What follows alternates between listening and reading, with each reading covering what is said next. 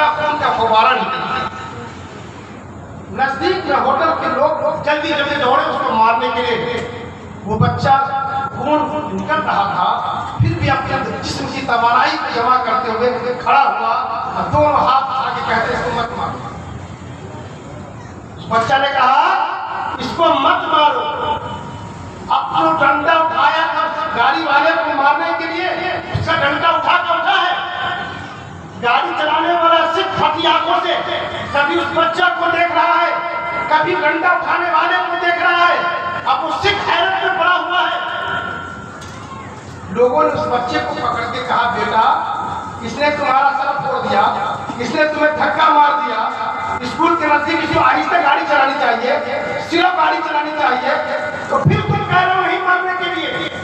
वो बच्चा क्या जवाब देता है, कहता है धोखा से हो गया होगा, मेरे नबी सल्लल्लाहु अलैहि वसल्लम की सुन्नत के मुताबिक वैसे माफ करता हूं। कल होकर के वो सिख अपने दो बेटा 12 साल 10 साल के बेटा को बाइक पर लेकर गया उस स्कूल में। प्रिंसिपल से मिला, कहा मेरे बच्चा का एडमिशन आप कर लीजिए और मेरे बच्चा को वो तालीम दीजिए जो तालीम आप यहाँ के बच्चों को।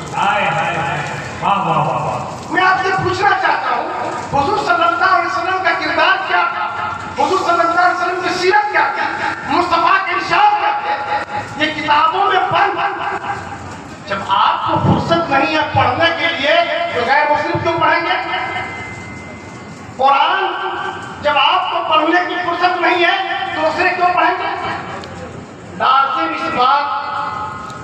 लाजिम है ये बात हम मुसलमानों पर कि हम कुरान को पढ़े और कुरान अमली तौर पर फॉलो करें।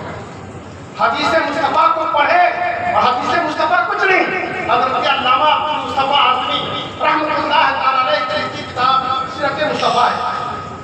हम फर्द जिसे उर्दू पढ़ने आता है सीरत मुस्तफा को एक मरतबा 2 मरतबा जरूर पढ़।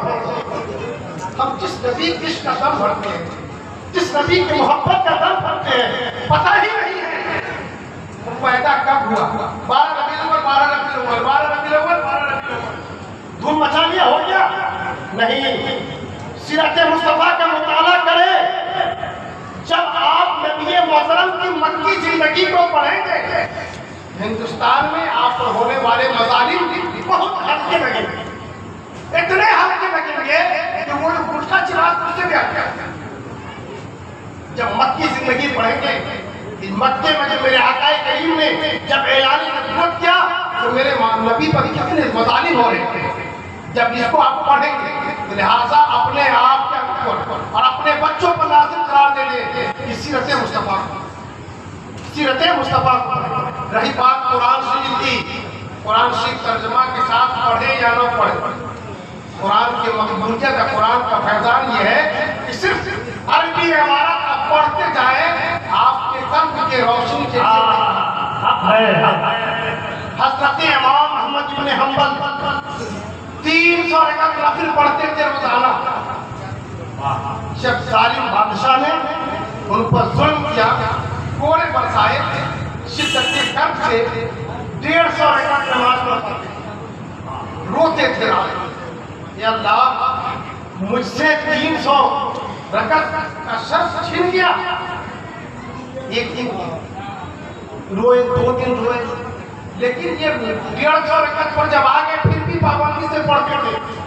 उस जालिम बादशाह को, वो बादशाह ऐसा नहीं है कि मामूला ने बातिल को पूछने वाला था, वो भी कहता था ला इलाहा इल्लल्लाह मुहम्मद। मुझे अपनों ने ही लूटा, गैरों ने क्या दौता। हजरत इमाम बुखारी को किसने सताया?